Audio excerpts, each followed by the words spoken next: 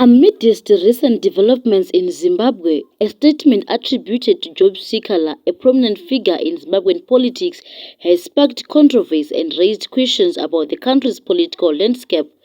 The statement, which called for a gathering at the Robert Mugabe Square on the 25th of May 2024, appeared to be a call for action for Zimbabweans to unite and potentially challenge the current leadership under President Mnangagwa.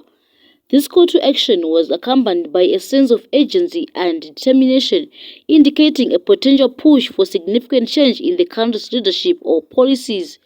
However, in a surprising turn of events, Job Sikala has denied making any such call through his official verified account.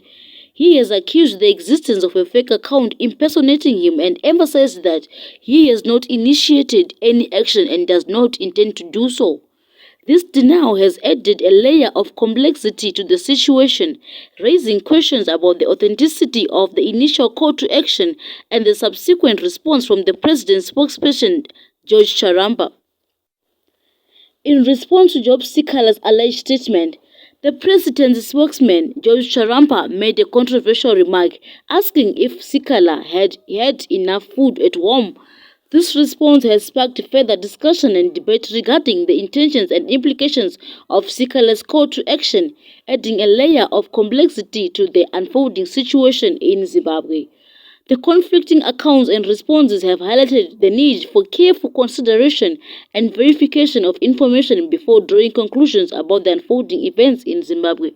The situation remains fluid, and further developments are expected as the authenticity of the initial call to action and the existence of the alleged fake account are investigated.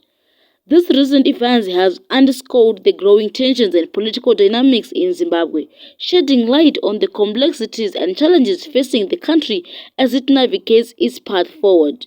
The evolving nature of this situation emphasizes the importance of thorough and accurate reporting to provide a comprehensive understanding of the events unfolding in Zimbabwe.